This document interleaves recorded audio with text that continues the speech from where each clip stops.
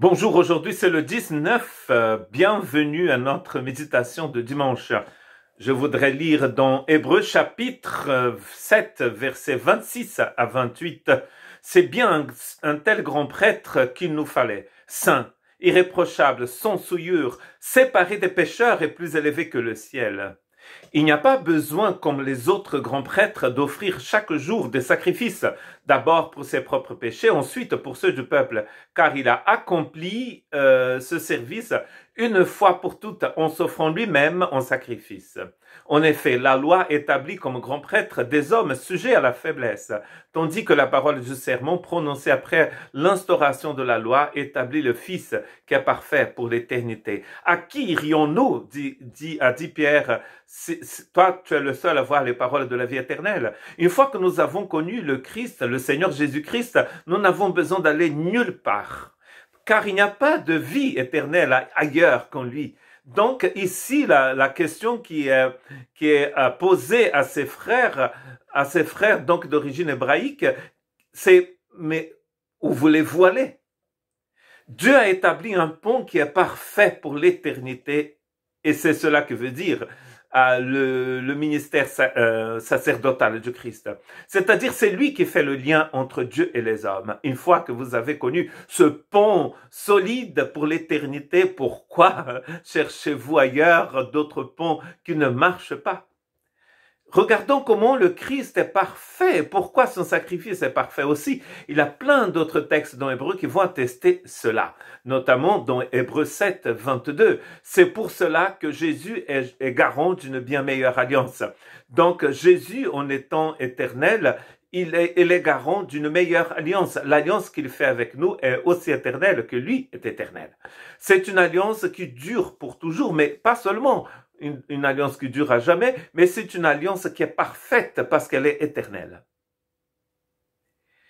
Et en plus, cette alliance que Dieu a faite avec nous par le Christ, c'est une alliance qui a été faite avec un serment, nous dit Hébreux chapitre 7, verset 20.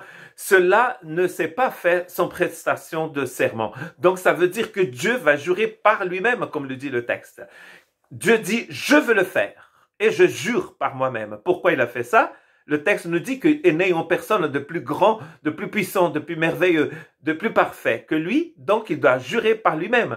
C'est-à-dire, ce que Dieu promet de faire, il va le faire. Et donc, le ministère sacerdotal du Christ, c'est-à-dire le pont que Dieu a créé pour vous lier à lui, pour que vous puissiez arriver à lui et pour que lui puisse arriver à vous, ce pont s'appelle Jésus-Christ. Et c'est parfait, parce que ça a été fait par un serment. De plus, il a eu des prêtres lévitiques en assez grand nombre, parce que la mort les empêchait de rester en fonction. Donc les chrétiens à qui cette lettre a été destinée faisaient un retour à l'ombre, faisaient un retour en arrière. Ils voulaient baser leur spiritualité sur des choses qui étaient temporelles. Car chaque prêtre, chaque grand prêtre qui servait de pont entre Dieu et les gens, y mourait. Et ils étaient remplacés par un autre, qui était remplacé par un autre. Et ainsi, pendant des générations, ces prêtres et ces grands prêtres ont d'abord servi dans le tabernacle, ensuite dans le temple de Jérusalem. Mais ces choses, ces prêtres, l'office de ces prêtres était l'ombre de la réalité à venir. Pourquoi baser votre vie sur l'ombre quand vous avez déjà la réalité? Et la réalité ici s'appelle Jésus de Nazareth. Hébreux chapitre 7, verset 16 établit non d'après un principe de filiation prescrit par la loi, mais d'après la puissance d'une vie impérissable. Parce que lui, il n'est pas de la tribu de Lévi, il ne peut pas être grand prêtre selon la loi, mais il est grand prêtre selon une loi beaucoup plus supérieure. Parce qu'il a une vie impérissable. Les hommes naissent, servent, meurent. Lui, il vient de l'éternité. Il naît ici sur cette planète et il est toujours dans l'éternité. D'ailleurs, il dit « Je suis la vie éternelle » et il a une vie qui ne périt pas. Donc, il peut nous sauver et servir de pont, de lien entre Dieu et nous, entre le ciel et la terre pour l'éternité.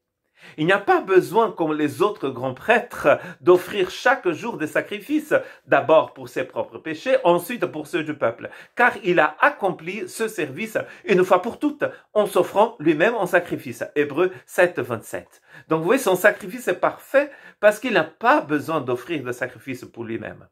Il est à la fois le grand prêtre et l'agneau. D'ailleurs, c'est le message de Jean-Baptiste quand Jésus vient se faire baptiser par lui au bord du fleuve de la rivière du Jourdain.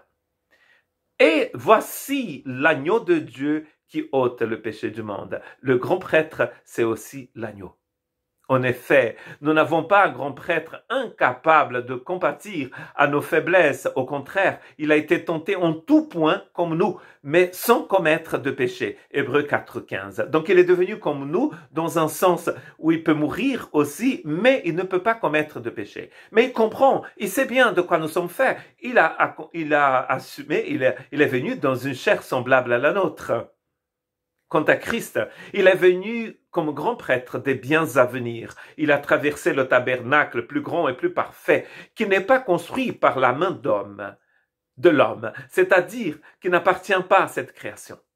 Et il est entré une fois pour toutes dans le lieu très saint, non pas avec le sang de bouc et de jeunes taureaux, mais avec son propre sang.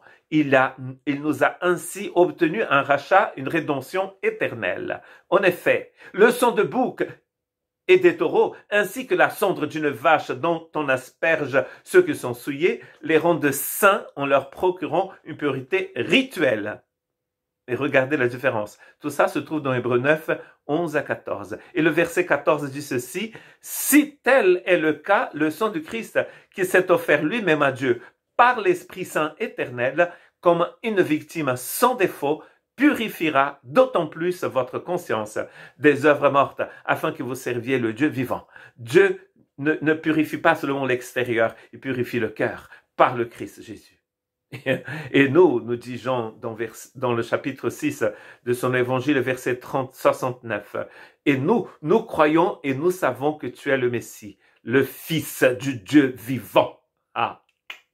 Dieu vient par son Fils nous sauver, et en effet, celui qui n'a pas connu de péché, nous dit Paul dans 2 Corinthiens 5, 21, il a fait devenir péché pour nous, afin qu'en lui, nous devenions justice de Dieu. Voici le résultat d'un sacrifice parfait. Le pont que Dieu a créé entre vous et lui s'appelle Jésus-Christ, il est parfait. Il n'a pas commis de péché, il n'a pas besoin d'offrir des sacrifices pour lui-même parce qu'il n'a pas de péché, il vit éternellement, donc il peut vous aider éternellement. C'est aussi pourquoi Dieu l'a élevé à la plus haute place et lui a donné le nom qui est au-dessus de tout nom. Philippiens 2, 9. Donc n'allez pas regarder ailleurs, vous avez tout en Jésus. Jésus, c'est tout dont vous avez besoin. Que Dieu vous bénisse.